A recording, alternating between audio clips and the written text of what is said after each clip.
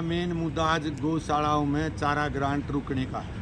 पूरे हरियाणा गौशाला महासंघ की तरफ से आज ये प्रेस कॉन्फ्रेंस की गई है, बैठक बुलाई गई है कि चारा अनुदान राशि सरकार ने अनाउंस करके और 20, 30, 40 अनाउंस करके जो नया बेसहारा गोवंश लेगा उसको गुलाबी टैग लगाए जाएंगे और फिर उसके हिसाब से पैसा दिया जाएगा।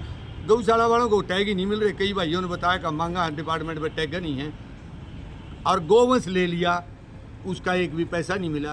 तो गौशाला वालों का विश्वास उठेगा कि नहीं सरकार पर से? भाई जो कहती है वो करती तो है नहीं, फिर कहेगी गोवंश नहीं लेते, कैसे लोग विश्वास करेंगे? अब भाई गौ माता के लिए हम पैसे मिलेगा हमारे को, हमारी मुख्य मांग ये गौ माता के अभी इस साल पिछले साल में मतलब 750 एक बार 750 एक बार प्रति गोवंश के लिए 365 दिन का 1500 रुपये मिला है।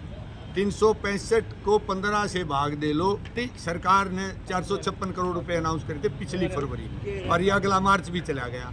अब तक 456 करोड़ में से 2 ही तो किस्त मिली है, लगभग 80 करोड़ रुपए खर्च हुए, बाकी सारा स्लैब सरकार में।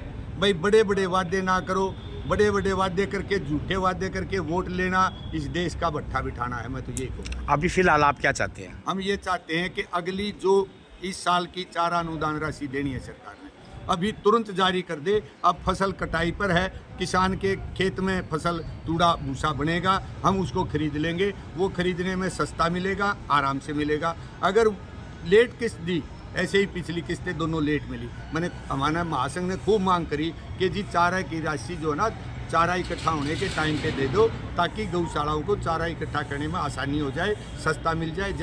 अगर व्यापारी के घर में कोई भी चीज़ चली जाती है वो तो जी प्रॉफिट खाएगा, फिर गौशाला को कम मिलेगा और गौ के लिए आप उसमें कई बारी कर चुके, खूब करते रहते हैं, मंत्री जियों से मिलते हैं, चेयरमैन जियों से मिलते हैं, आश्वासन देते रहते हैं हाँ हो जाएगा, हम आश्वासन में आते रहे। आज मजबूरन ये प्रेस कॉन्फ्रेंस करनी। बैठक के मुद्दे यही थे जी। हमारे सरकार में इस साल का बजट जो था फरवरी से लेके 31 मार्च तक 456 करोड़ अनाउंस किया गया था।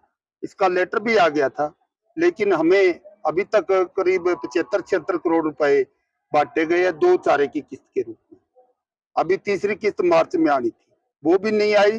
बेसहारा गोवंश की स्कीम के पैसे आने थे, वो भी नहीं आए। तो 456 करोड़ में सिर्फ 75 करोड़ अभी तक बांटे गए हैं। तो हमें ऐसा झूठा लारा दिया गया सभी गौ भक्तों को। हम पुनः मांग करते हैं कि यूपी के अंदर जैसे प्रति गोवंश 30 रुपए डाइट दे रहे हैं, इसी तरह हरियाणा में दिया जाए। वहां तो जो घर पर गोपालन करते हैं उनको भी यूपी सरकार दे रही है, गुजरात में दे रही है, राजस्थान में दे रही है, तो हरियाणा में क्यों नहीं? मुख्य मांग यही है कि अगर ये डाइट खुराक भत्ता अगर 50 रुपए प्रति दिन प्रति गोवंश अगर सरकार दे देती है तो एक भी बेसहारा गोवंश हम सड़क पर नहीं रहने देंगे। ये हमारा वादा है, हमारे संघ का वादा है। मैं गौ सेवा आयोग का सदस्य भी हूँ। मैंने बार बार यही प्रयास किया, लेकिन ये इसमें हम सफल नहीं हो पाए। तो पुनः प्रार्थना करते हैं सरकार से कि सरकार ने बजट तो बढ़ाया, इसके लिए काउसेस के नाम से पैसा भी इकट्ठा कर लिया सरकार, लेकिन गौ माता की चारे के रूप में, शेड के रूप में, गोदाम के रूप में उनको नसीब नहीं हुआ। इसलिए हम दुखी हैं। इनका चारा का भरण पोषण कैसे कर पाएंगे? अब चारे का सीजन है, अगर ये आज हमें पैसा मिल जाता तो हमें कम रेट पर मिलता।